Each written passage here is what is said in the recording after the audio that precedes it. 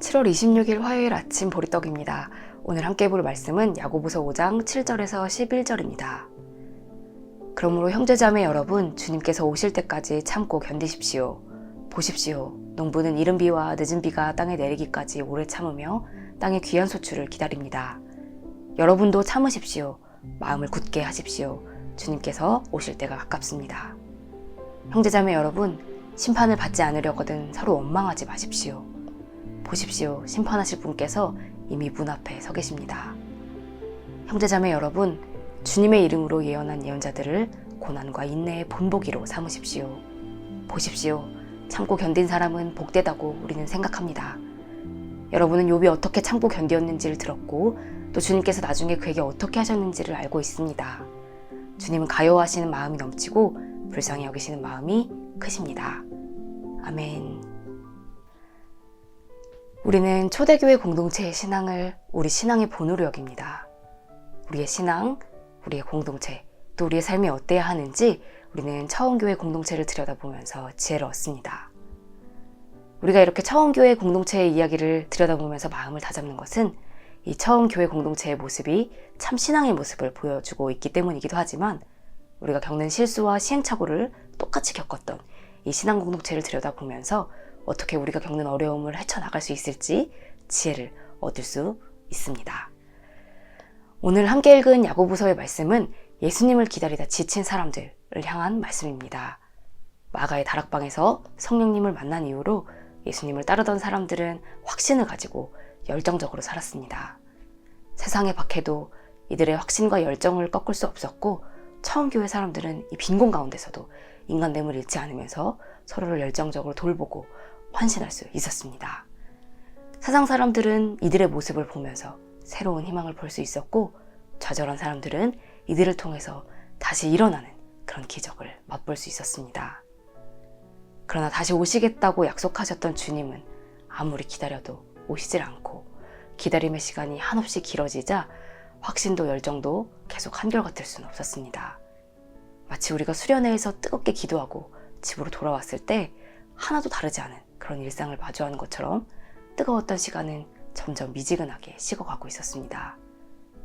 박해와 빈곤이 이들의 삶을 위협하고 있는 그런 상황에서 그저 기다리기만 하면서 처음과 같은 믿음을 지킨다는 것은 여간 어려운 일이 아니었습니다.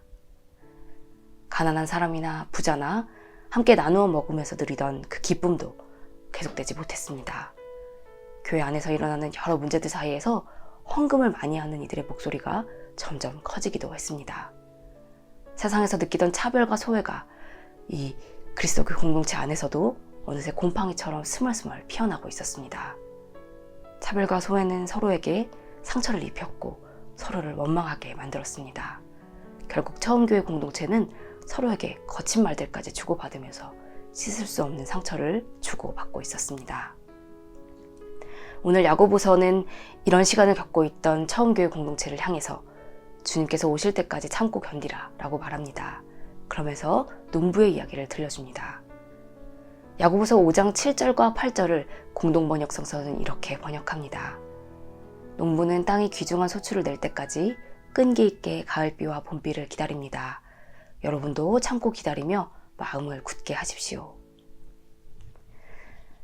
농사 짓는 일에서 파종과 수확이 가장 중요한 것처럼 보이기는 하지만 농사가 잘 되기 위해서 더 중요한 것은 파종과 수확 사이의 시간을 잘 보내는 것입니다.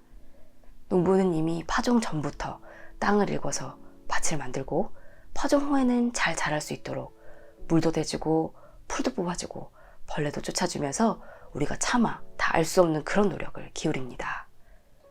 그런데 농부가 그렇게 애쓰더라도 일부는 여름 햇볕에 타 죽기도 하고 또 너무 많은 비에 썩기도 하면서 농부는 알 수 없는 어려움들을 만납니다. 그러나 농부는 농사 짓는 내내 이 알 수 없는 어려움들까지 모두 다 참고 견디면서 헤쳐나갑니다. 그리고 이런 어려움을 다 헤치고 나서 수확에 이릅니다. 그런데 수확을 며칠 앞두고 태풍을 맞아서 1년 수고가 밤새 날아가는, 하루밤새 날아가는 그런 아픔을 겪기도 합니다.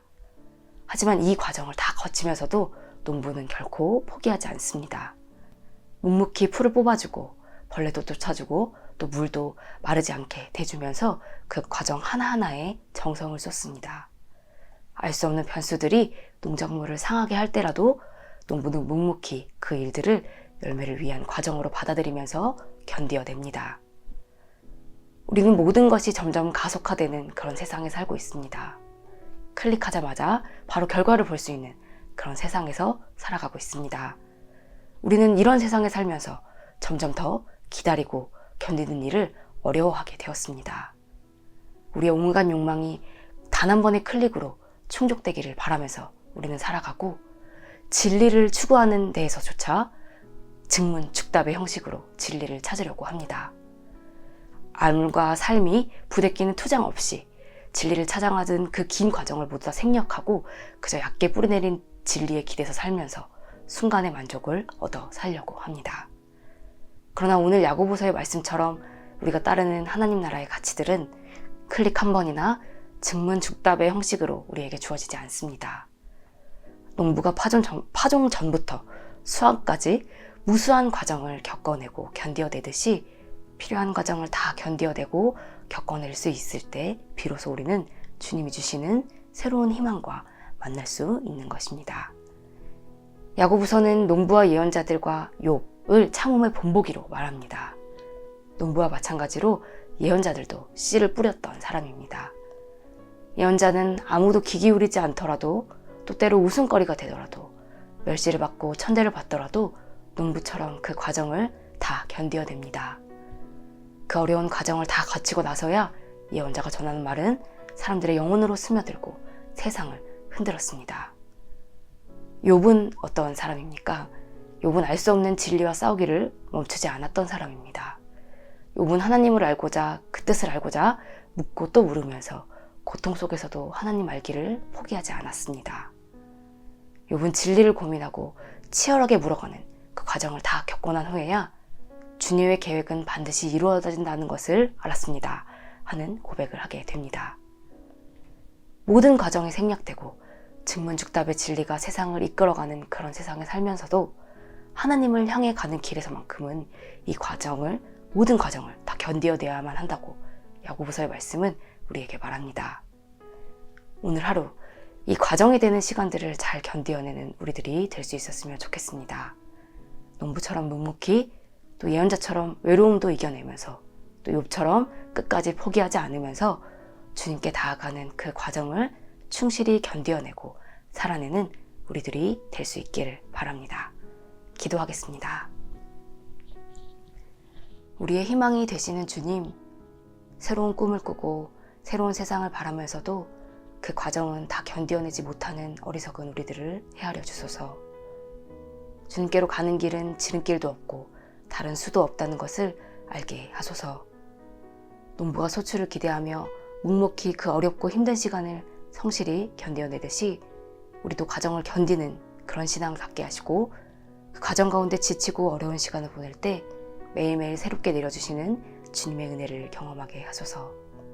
또한 성령님, 우리와 함께 하셔서 우리에게 인내의 열매를 주시고 우리의 힘으로가 아니라 성령의 은혜로 그 과정을 다 견뎌내는 우리들이 되게 하소서. 우리를 위해 그 모든 과정을 건지신 예수님 이름으로 기도드립니다. 아멘.